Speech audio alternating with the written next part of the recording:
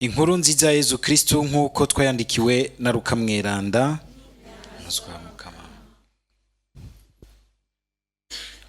Muri irya minsi Yezu yabariye abigishwa biwe ati nimube abanyakigongwe nk'uko so wanyu ari umunyakigongwe. Ntimucire abandi rubi niho mutazorucirwa, ntimucire igihano abandi niho mutazogicirwa. Rekurira abandi niho muzorekurirwa, tange niho bazobaha, bazobasubiza ingero nyayo yuzuye itsindagiye kandi isesekaye. Ingero mugeresha niyo namwe muzogererwako. Dushimagize iyi nkuru nziza ya Kristo.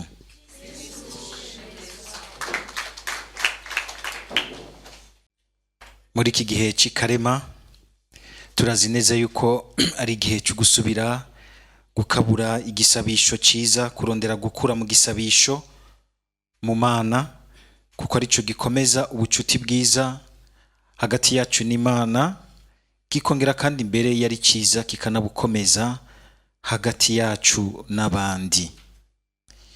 Gifise ibi bintu biguma bigaruka.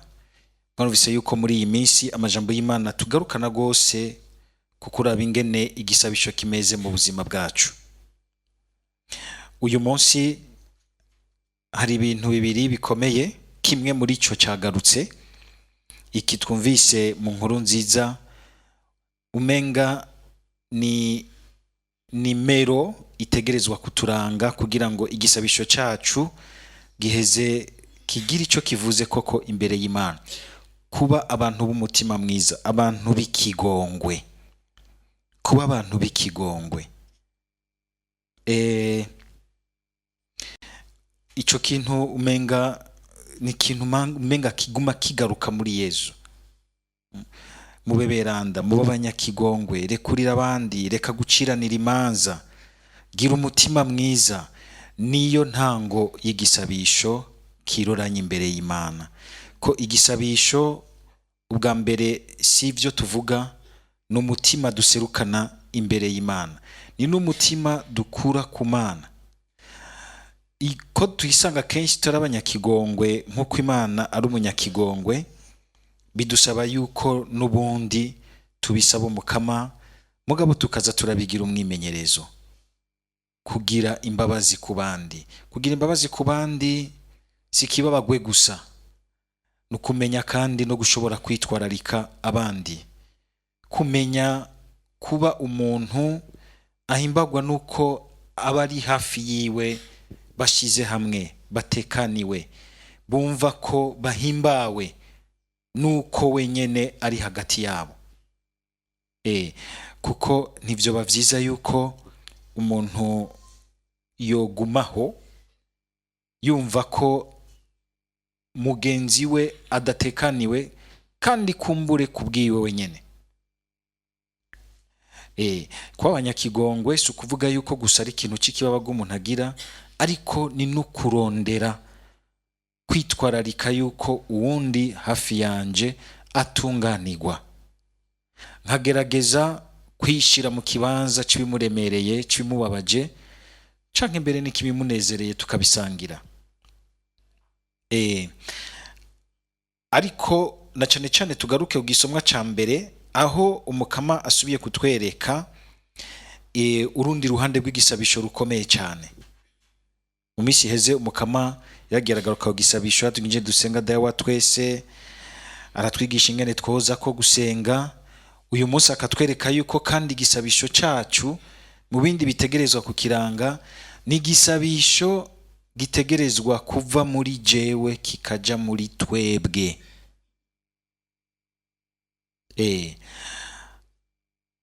Hari igihe iyo turiko turazirikana n'abantu batari bake, tukaraba ukumviriza umuntu igisabisho agira, ukumva ko ari igisabisho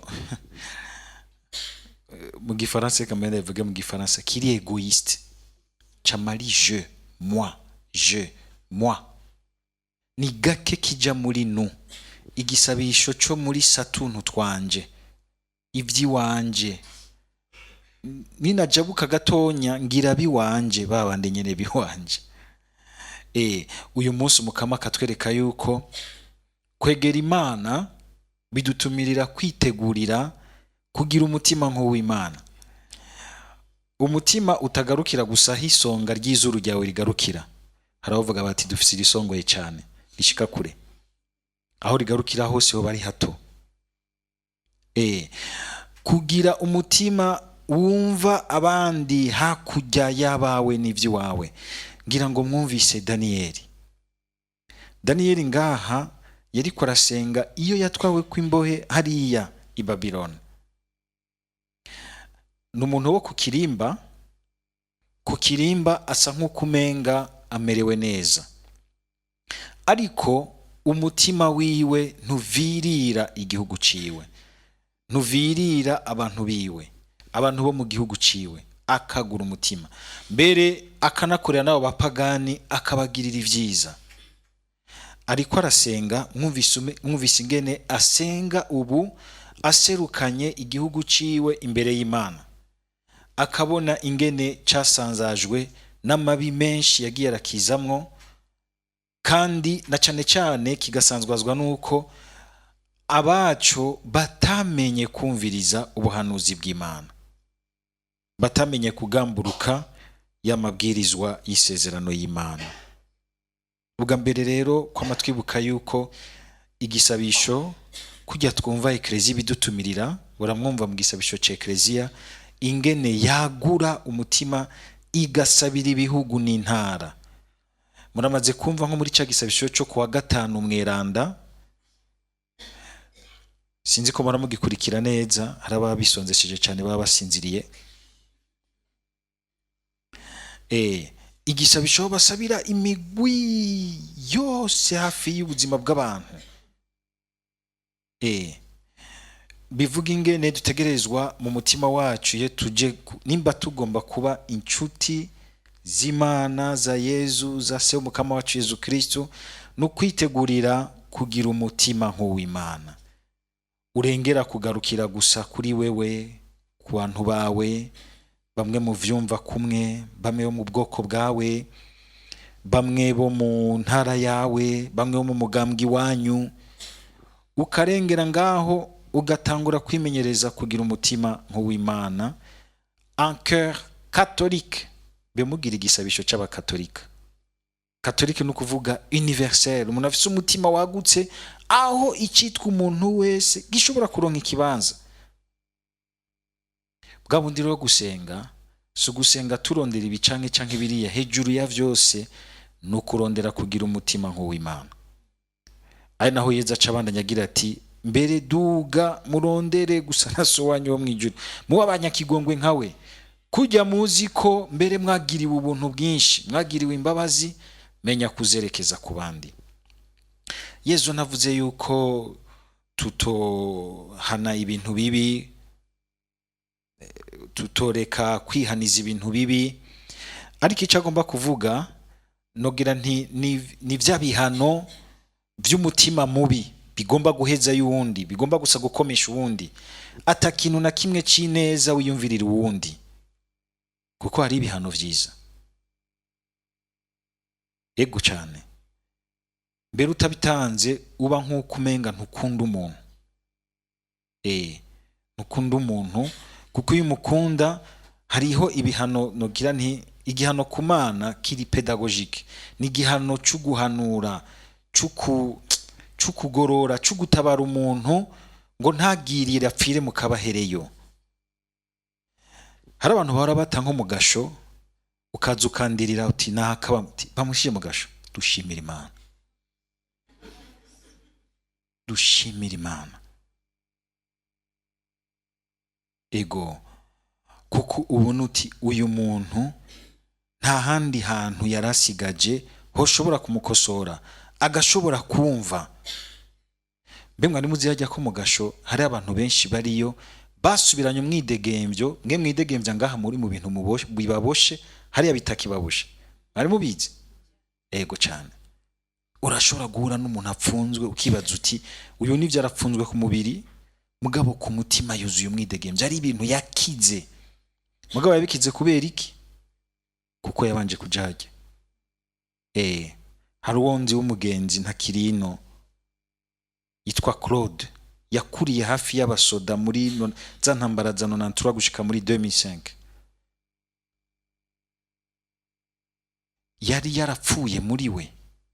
Umuntu yashobora kunywa ibintu zenya ibidumu bibiri by'inzoga bimwe vya 20 litre ku munsi akavyimariramo zaja he. Mugabo kabunye ukabona nakantu nyene kanyunyutse ngo tuzu toni twomara ubwatsi. Mugabo akanwa inzoga kibaza utuye umuntu nibiki. Haragera igihe harakora ibintu bibi baramuta mu gasho. Niho yahuriye n'Imana. Kumburi yaguma hanze yari gupfiraho. Ariko arambwira ati harageze igihe ndabura ibyo mbamwo nkaza ndagenda mu migwi y'abasenga nja kumviriza, nja mu bakatolika, nja mu protestani. Mugabo nkama numva mvuye mu bakatolika bavukanye ngiye mu protestani Bikira Mariya bakamurandagura. Hari none ibi bintu nibiki. Niho yigeze rero guca metande fi Bikira Mariya. Ambwira ati Bikira Mariya, byukuri uyo nimba ari Bikira Mariya byukuri by'abakatolika bavuga nimburiho. Ico gihe abantu babo bose bari baramuhevye. Baramuhebeye mu gasho, atanguye kwicwa n'intuntu y'abantu biwe. Niho ya metade fi Bikira Mariya ati ukaburiho byukuri. Je uragerageza undabire nkabona abi wacu banyibutse kubera yuko ndabikubwiye. Je nzoca nemera kuriho kandi nzoca mbandanya ndakwitura mu gusenga Yezu. Uwo munsi arayabivuze. Bukeye kabiri azabona mushiki we araje kumuraba. Aje kumuraba bamuhamagaye aza kumuraba ashitse imbere yiwe. Claude kubera yuko yarazi ivyo yarayashikirije Imana aciye kuri Bikira Mariya, azabona Claude araturikishije ararira. Ngira ngo bwari bwa mbere abona amasozi ya Claude kuko yari umutimba yasisiye. Mugaba gasho karamugarukanyemwo la douceur akarira. Hanyuma niho mushiki yamaze ati none kurira nibikati nuko twari twaraguhevye ateka si icu bwa mbere. Ati nuko wewe mukuza uje nk'inyishu y'ikintu nabwiye Bikira Mariya. Ageza kumubwira gutyo mushiki we nawe acatangura kurira. We byari byagenze gute? Muri iryo joro nyene yabwira ivyo bintu Bikira Mariya, nyina nako mushiki we niho umutima wamutera umutima w'umugira uti nta soni ngo muri abakristu mwarahebeye musaza wanyu hariya mu gasho. Aca zinduka za kumuraba. Ingene ushobora kuba uri kurasenga wibereye ngaha Imana igakora ibintu hanze yawe. Mugabo twariko turavuga iyo témoignage tugaruka kungene hariho ibihano ushobora kusanga umengane nk'ibihano. Tuvuga kungene ngaha Yezu ntariko avuga bijya bihano by'umutima mubi byo ugomba kugira nabundi kumwankisha kumwononera ubuzima, ko hariho ibindi bihano kivyeyi, ibihano by'ukurera, ibihano by'ukugorora kandi bigereranye byumvikana. Irega hajya mu gasho nuko nyine aragasho ko ngahi wacu. Agasho hari ahandi hantu nkora numva nko mu Zaburaya ugomba ko ubaho neza ukora amakosa kugira ngo bagute mu gasho. Usanga hari yinjya, usanga hari igitanda, hari yo television, hari byose kira kitu. Munagakora amagafi kugira ngo bamuteyo. Mugabo haba hariyo n'aba psychologue bakibose baheza bagafasha umuntu agasubira kuba muzima. Tugarutse ku gisabisho rero. Igisabisho umukama akatwereka yuko gitegerezwa kutuvyaramwo umutima wagutse. Wagukira ubwa mbere kuri abo nyene Imana yagushize hafi. Kugerageza gutsinda umutima mu guca urubanza. Daniyeli yari gushobora kugira ati imihimbiri y'abantu badutwaye batumvirije abahanuzi kumwe dukunze gutukagura abakuru bacu, tukibaza ngo niho turiko turerekana yuko turi abantu bagororotse, ko tuhabona tuzi kugira opposition, mugabo ugasanga ivyo bagira ku rugero rwawe nivyo ushobora kubugira nawe ku rugero rw'iwawe.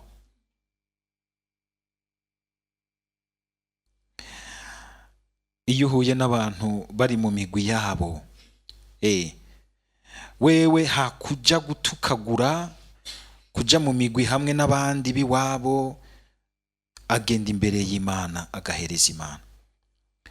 Si ukuvuga yuko atabona ivyakozwe, ahubwo arabibona neza, akavuga ati vyavuye ku bugaba bwacu, akiremeka n'ubugaba bw'abandi. We yari umuntu w'intungane, Daniel yari umuntu w'intungane, umuhanuzi w'Imana, ariko akiremeka ububi bw'abantu biwe, akabaserukana imbere y'Imana akabasabira igisabisho ca intercession. Mbega iyo ubonye ubugaba bw'undi canke ubwumvise, ndazi ko nka muri ko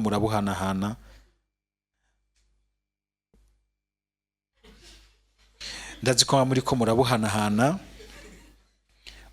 ubwo uribuka yuko uwa mbere wo kubutura ko ari Imana.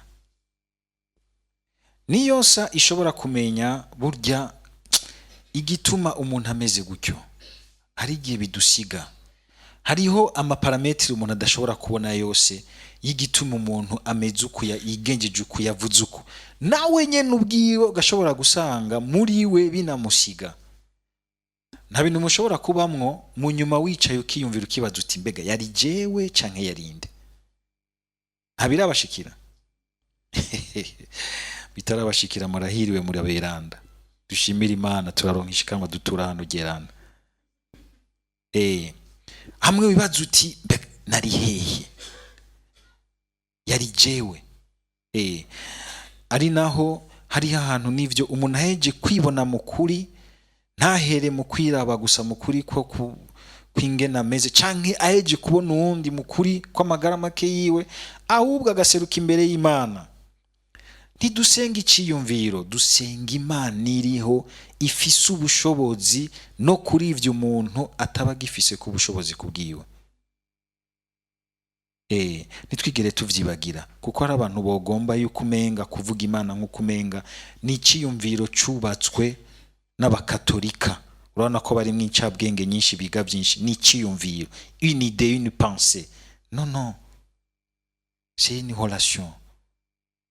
N'umuntu tuza kubwira kandi by'ukuri afise ububasha, igihe cyane cyane tumwituye mu rukundo, mu mutima mwiza, mu mutima w'imbabazi, mu mutima utewe ikigongwe no kubona igihugu kimeze nabi. Birababazana cyane cyane iyo n'abantu basenga ukabona umenga ahubwo bibahuma amaso, baguma bakubwira ko igihugu kimeze neza, bimeze neza vyose. Ukibaza uti none wewe usenga Imana iguhuma amaso?